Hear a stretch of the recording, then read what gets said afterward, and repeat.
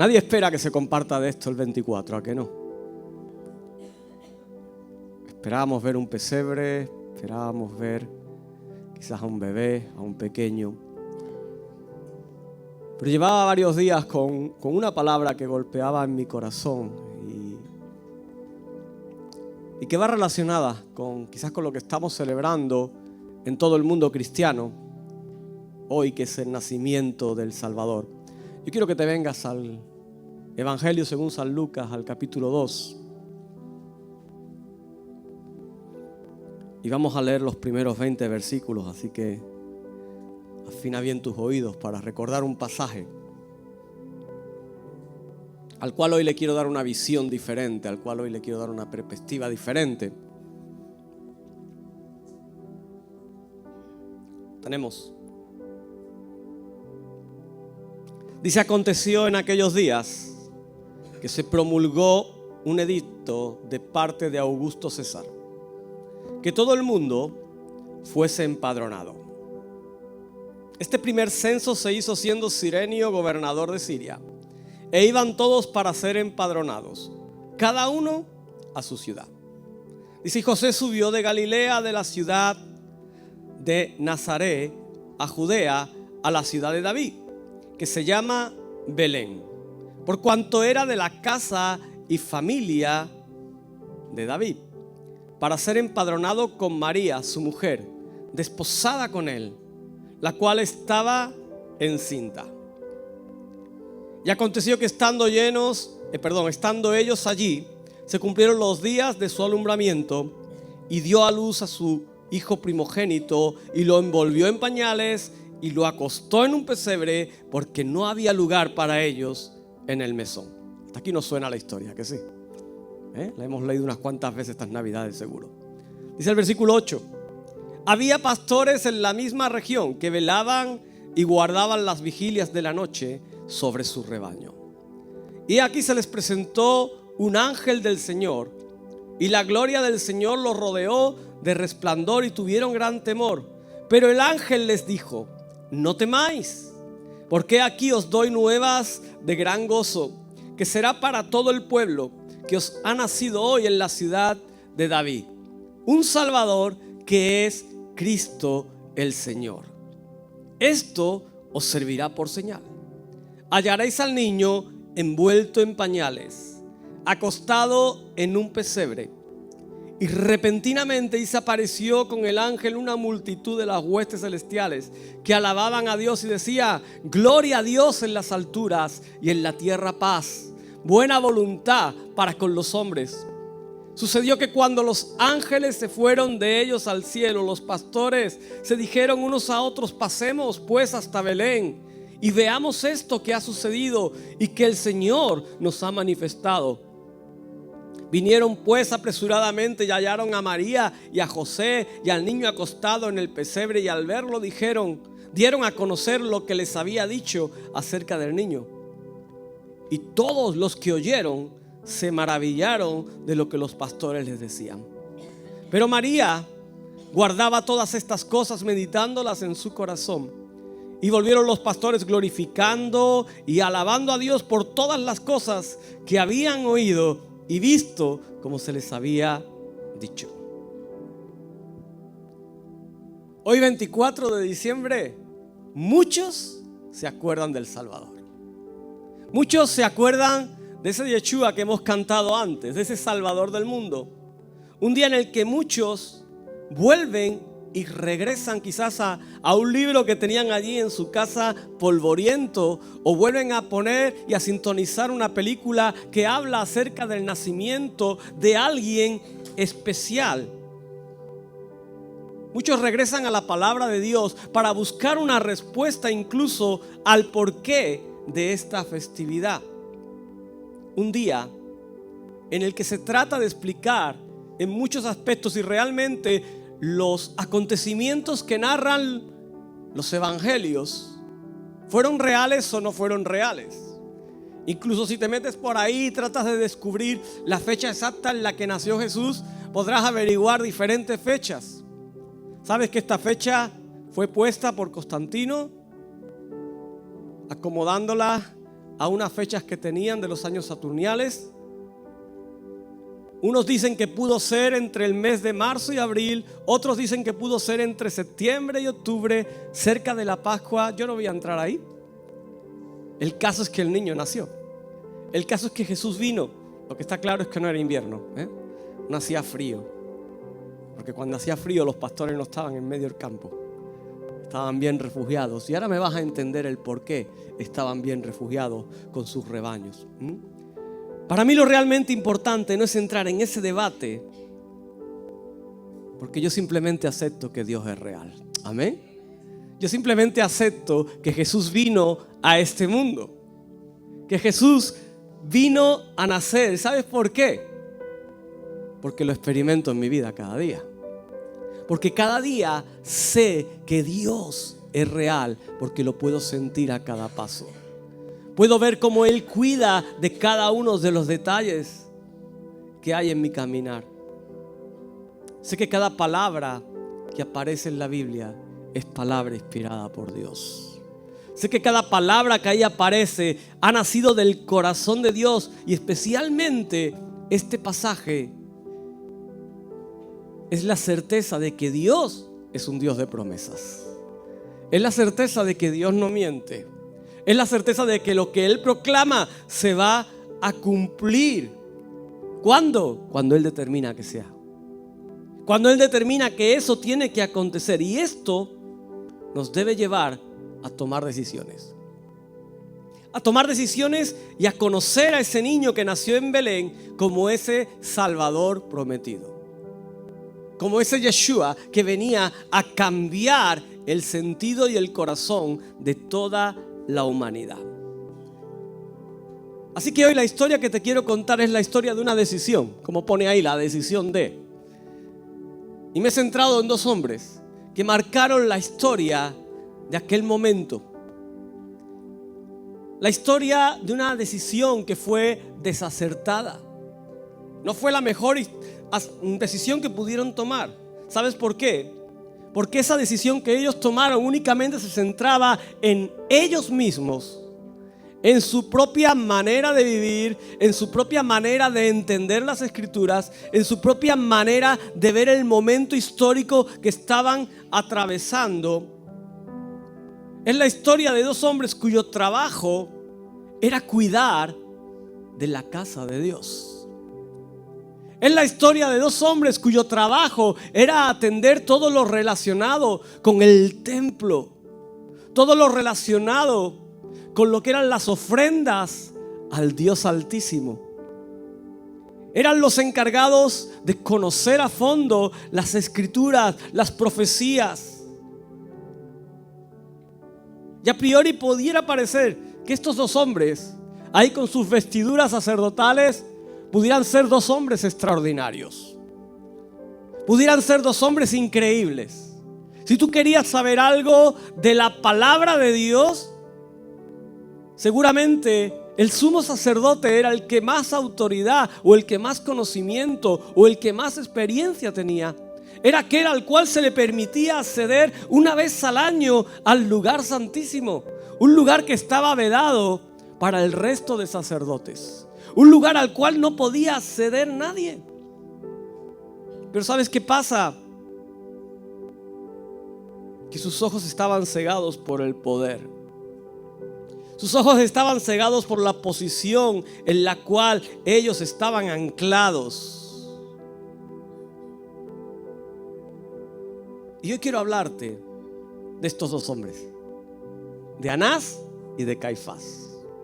Dos sumos sacerdotes que fueron contemporáneos de Jesús. Ninguno estuvo como sumo sacerdote en su nacimiento. Anás es nombrado sumo sacerdote por el año 3-4 después de Cristo. Ya tenía Jesús ahí como 3-4 añitos. Mientras que Caifás es nombrado sumo sacerdote en el año 18. Es decir, ya Jesús era un muchacho de 18 años.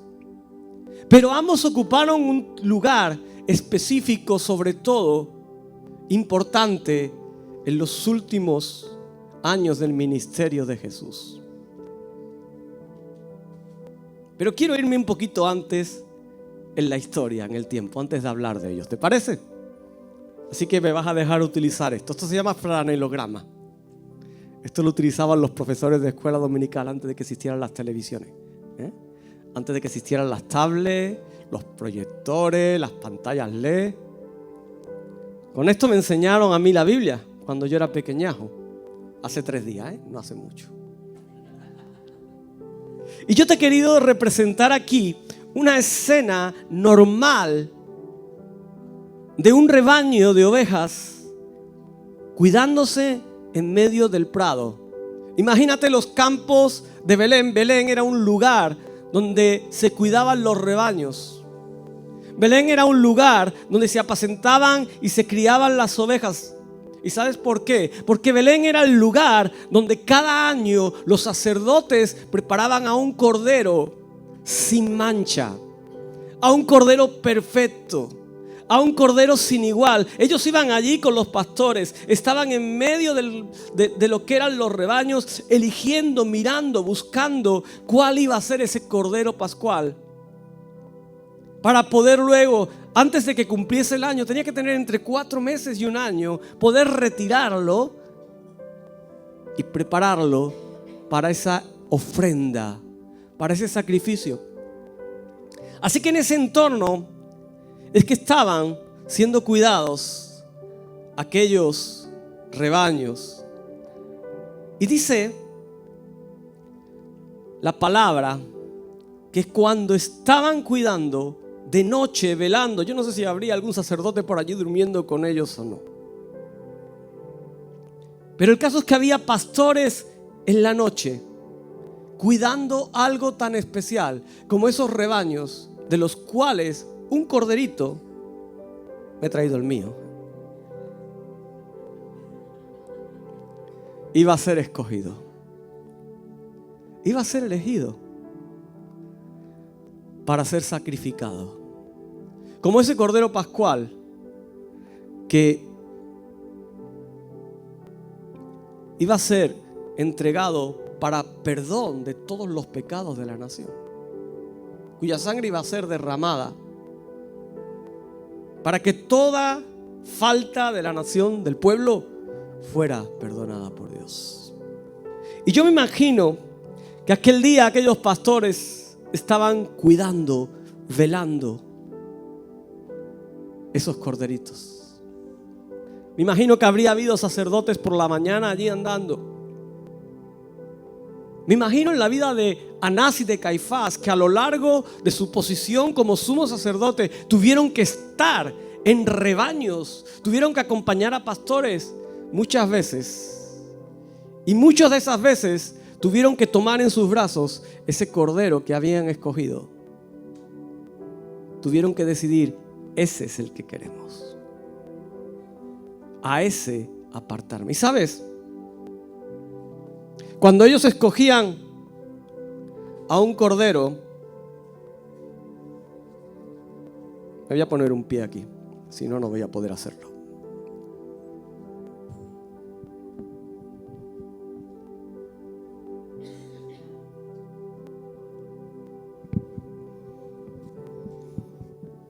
Cuando ellos escogían a un cordero, ¿sabéis lo que dice la palabra? O mejor dicho, las costumbres. Ellos ungían vendas, lo que son pañales, con aceite, y envolvían a ese cordero para que no sufriera daño.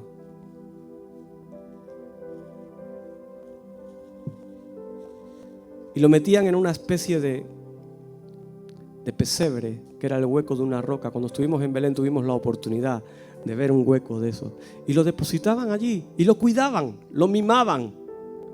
Ese cordero era mimado, era cuidado con cariño. Por eso cuando el ángel aparece a los pastores,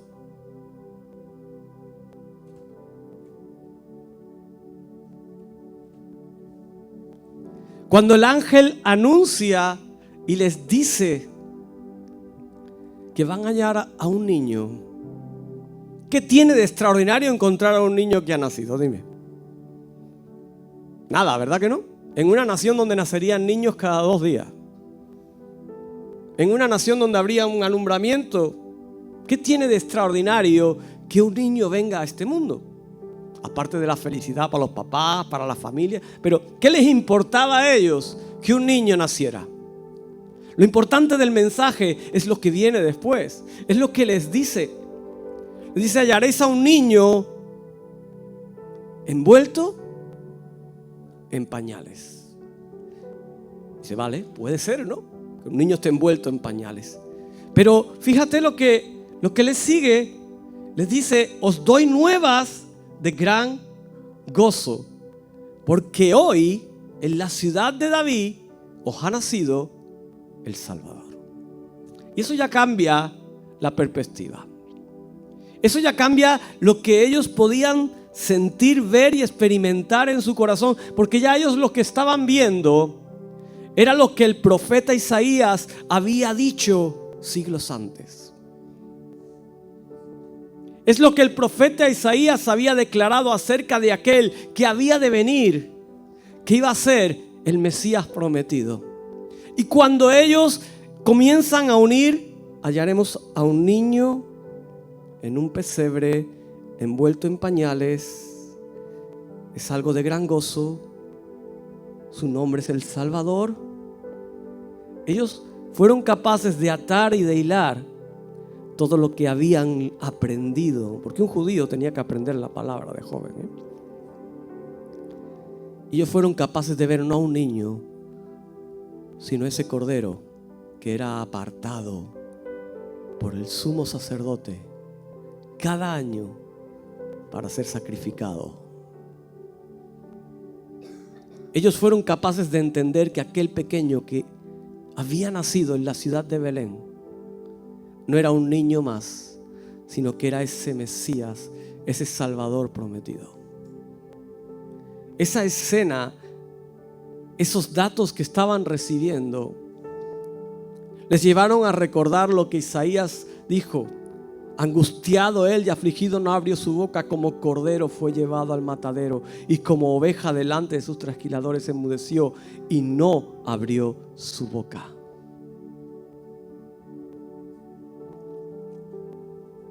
Ese cordero que quita el pecado del mundo.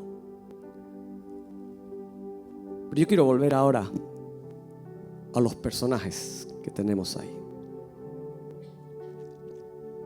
Yo imagino que todo esto que los pastores recibieron llegó a oídas de todo lo que era el entorno de la ciudad de Belén. Incluso llegaría a Jerusalén. Incluso los sacerdotes, cuando llegaron a la mañana siguiente para moverse con ellos, le contarían lo acontecido, le contarían todo. Y yo no sé si todo eso llegó, pero sí sé algo, que a lo largo de los años, cuando Anás y cuando Caifás llegan a ocupar el lugar de sumo sacerdote, seguramente esta historia les había sido transmitida, les había sido contada. Y seguramente muchas veces, como te decía, ellos habrían tenido a un cordero pascual en sus brazos. Ellos habrían cuidado y lo habrían entregado año tras año como sacrificio por el perdón de los pecados de toda una nación. Pero ¿qué pasó? ¿Qué decisión tomaron Anás y Caifás? Cuando Jesús crece, cuando Jesús ocupa esos 3 últimos años de su vida, que son los 3 años de su ministerio, Anás y Caifás tomaron una decisión, y es que ellos no querían reconocer que aquel Jesús que obraba milagros, que aquel Jesús que hacía maravillas, que aquel Jesús era ese cordero profetizado por Isaías, ese del cual dice en el versículo 10: con todo eso Jehová quiso quebrantarlo, sujetándole a padecimiento.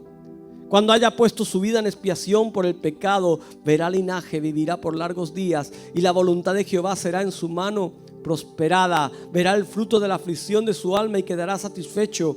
Por su conocimiento justificará mi siervo justo a muchos y llevará las iniquidades de ellos. Dice, por tanto yo le daré parte con los grandes y con los fuertes repartirá despojos. Por cuanto derramó su vida hasta la muerte y fue contado con los pecadores, habiendo él llevado el pecado de muchos y orado por los transgresores. Yo creo que esas palabras del profeta Isaías golpeaban en la mente y en el corazón de Anás y de Caifás. Y sabe, golpeaba provocándoles miedo a perder lo que ellos eran.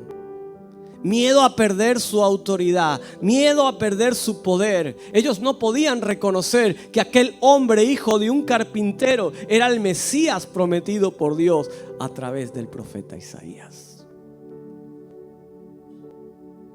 Ellos tenían las escrituras, pero las amaban y las cuidaban y las leían y las hablaban conforme a su interés y su propósito. Y la decisión que estos dos hombres tomaron fue una decisión de acabar con el Mesías, de acabar con Jesús. Y eso les trajo consecuencias.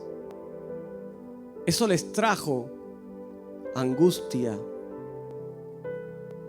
Eso les trajo dolor, les trajo quebranto. Y yo quiero preguntarte en este día 24, ¿cuál es la decisión que nosotros tomamos ante la visión de Jesús? ¿Cuál es la decisión que nosotros tomamos ante la visión de ese Cordero provisto por Dios para salvación y perdón de nuestros pecados? Tenemos la palabra de Dios, tenemos todo el conocimiento que hace falta para reconocer quién es Él. Pero hoy muchos siguen actuando como Anás y como Caifás. Mira, por encima de lo que podamos entender, hoy estamos en uno de los tiempos donde más se ha promulgado lo que es el mensaje del Evangelio. Está escrito, está en audios, hay tiktokers por ahí que te dicen 1.000 millones de veces, pero mejor, ¿no?